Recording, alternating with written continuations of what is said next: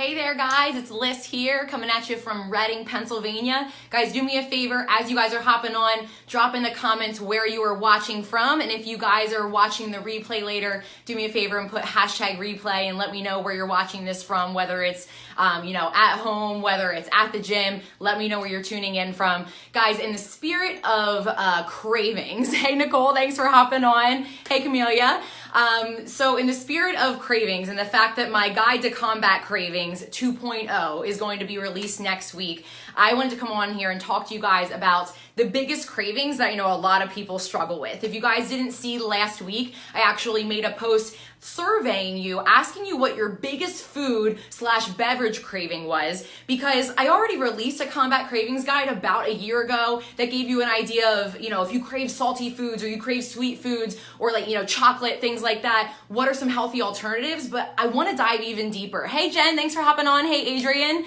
So I want to get more specific about, exactly what foods or exactly what beverages are you struggling with, and how can I give you either a better alternative, or how to take that beverage, that meal, and just tweak it a little bit to make it something that's better. There are certain things that we honestly we can't really tweak. It just has to be something completely different that you're using to combat your cravings. So that is going to be released sometime next week. Guys, do me a favor, if you want to have me private message you and send you that link once it is officially released, drop a 1 below and I will add you to my VIP list. I'll make sure that you get that, because let's face it, we're all so busy that honestly, even if I do post about the fact that the new sequel of the guide is released, that you may not necessarily see it. So if you want me to personally notify you and let you know that it's available, you access it for free, drop a 1 below and you'll just get a little taste of what I'm going to be doing today. And the whole new Combat Cravings 2.0 is going to be released next week. So I will keep you in the loop. So we're going to be talking about wine, beer, and liquor, because I know that these are the hugest things. Like, so many people were like, well, does beer count as a food? Does wine count as a food? Does that count as a craving?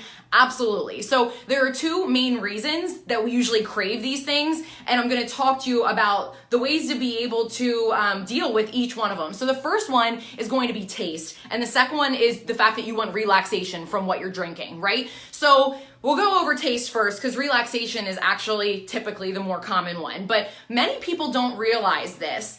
But many times you are craving the taste of your wine, or you're craving the taste of your beer, or you're craving the taste of the mixer that you mix your liquor with. Katie, I'm glad that you say that you need this. I know there's a lot of people that commented and said that they have all three of these beverages that they have craving issues with. So I want you guys to really, really think about this, because the reason you may be craving these beverages may not be what you initially think. Many of us think we just want to relax. We just want to have a buzz. We just want to take the edge off, especially after a long, stressful day at work, or, a lot of running around with the kids. Maybe it's part of your evening routine, and we'll talk about that in a bit.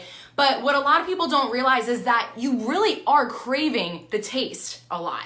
So I had a Facebook Live probably about 2 or 3 months ago with one of my At the Scale challengers, Katie, and by no means is she an alcoholic. She is just very vocal and open and honest about the fact that she freaking loves wine. Anybody else out there love wine? Drop a 2 below if you're a total wino. Katie loves her wine. She's like, you know what? Yeah, I like to have a glass to, have a kick sometimes if she had a stressful day at work and take the edge off. But it's really about the taste for her. She's like, I would love wine-flavored chapstick. I would love wine-flavored gum. I would love just wine-flavored water, right? Drop a 2 below if you're a wino. So there are a lot of people, especially females out there. Brooke, I see that you're a wino. Drop a 2 below if you guys resonate with this.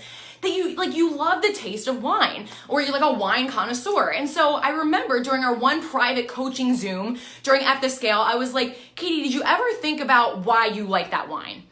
Is it really the taste, or is it the kick? And then we got down to the fact that she really loves the taste. And I said, okay. And there's different types of wines. You got sweet, you got dry wines, you'll have a Moscato, and then you'll have Merlot. And so what are you really looking for? And then I said, did you ever think about trying kombucha? And she's like, well, I've had kombucha, but I never really thought of it about being an alternative to wine. And I said, well, I'm not saying it's going to completely replace it. Let's be real, guys. I'm not saying you're going to magically be like, oh my God, this is so much better than beer. I'm never drinking again. Oh my God, I don't need Moscato anymore. I'm totally good with these alternatives.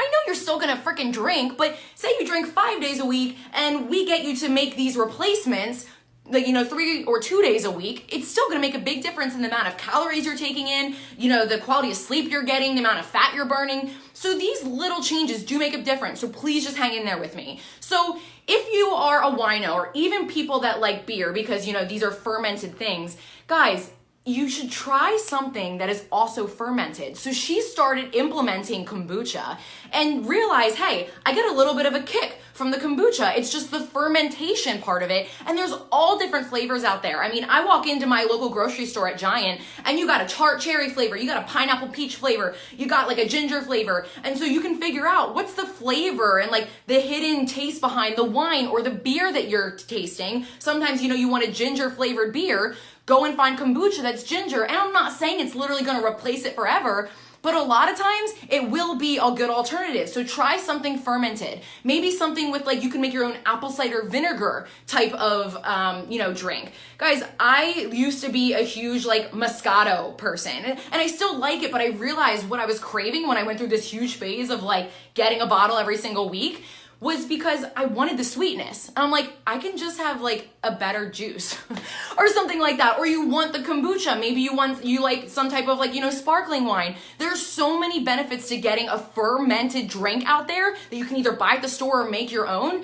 And you don't have to have the alcoholic beverage. So you can either do that, or I went on a Captain and Coke kick for a while. Like, I love Captain and Coke. It's my husband's drink as well. And so I was like, okay, I realized I really was just craving the Coke. I wasn't even really craving the Captain or the kick from a drink. So I went to the store and I got Zevia, which is, soda, sparkling water, basically sweetened with stevia. And it's a 0-calorie drink. And I would drink the cola version of that instead. Or you can drink the orange soda version of it or the black cherry version. Like, there's so many different versions out there. Guys, utilize that stuff to your advantage. So as far as taste goes, fermented drinks, whether it's going to be kombucha, something with apple cider vinegar, something with that kick, it could get you to replace a couple of those drinks per week. It could really, really help. Nicole, I know you said that Moscato and Captain 7 are your faves. Yeah, it sounds like we're pretty similar. A lot of times, think about it. Like, you may just want to replace that sweetness. Just try it a couple of times and you'd be surprised how much of a difference it makes. Even if you alternate drinks, right? Even if it's on the weekend and you're alternating which thing you're drinking. So the first thing was taste, but the big thing is for relaxation, because I guarantee that some of you guys are sitting there being like, I'm no way, no how gonna feel more relaxed by coming home and drinking like a diet soda versus going and having, whether you want, a 7 and 7 or, a club soda vodka, like whatever it is for you, or you want to open up some type of IPA. But guys, a lot of times it's about the routine that you have. I'm pretty sure that many of you guys out there, probably 80-90% of you guys out there, have a routine that if you're someone that kind of drinks a couple nights a week or on a daily basis and you come home from work and you're trying to kick back and relax, you have a routine that kind of goes along with it. Maybe you come home and you go into the fridge, you pull out, your whatever beer you're drinking and, or your Angry Orchard, whatever you have, some type of cider. And maybe you go outside and you sit and you read a book, or you just tell the kids to go play out in the yard and you just want to kick back and watch your show for an hour. Or maybe you're, a mom that after you put all the kids to bed, you always have a glass of wine before you go to bed because you deserve to be, relaxed, and it just helps take the edge off. But what you need to realize is that, honestly, I challenge you to go through the same ritual, but just change your beverage. Go through the same ritual, come home, open up the fridge, grab your beer, go sit on your lazy boy, pull the recliner back, but don't grab a beer, grab some other type of carbonated beverage. Grab, a sparkling water or an iced tea or something like that, and sit and still do the same thing. Watch your show, scroll through Facebook, go like a million Instagram posts, go, binge watch your show. Whatever you were doing, just change the drink. Because many times the relaxation ultimately is coming mostly from whatever your ritual is. It's not necessarily the drink. And so if you go through the same process and just switch out the beverage, I guarantee you it's going to make a big difference. So for those of you guys that are just hopping on, if you are thinking about the two main reasons that you may be craving wine, beer, liquor, it's usually for either the taste or the relaxation method. And if you go through the same process, the same ritual that you do when you usually have your drink, and you kind of switch it out for something that tastes really similar, you'd be surprised how much you can cut back that craving, even if it's just half the days of the week, so that you can cut down on the amount of calories you're taking in, the amount of REM sleep that you're cutting down on, and the quality of nutrients that you're taking in. So hopefully this helps you guys out. Guys, if you want me to send you my Combat Cravings Guide 2.0 next week, again, drop a 1 below. I'll make sure to private message it to you, and hopefully this helps you guys. Come back and comment on this and let me know how this stuff helped you out. So, have a great Tuesday, guys.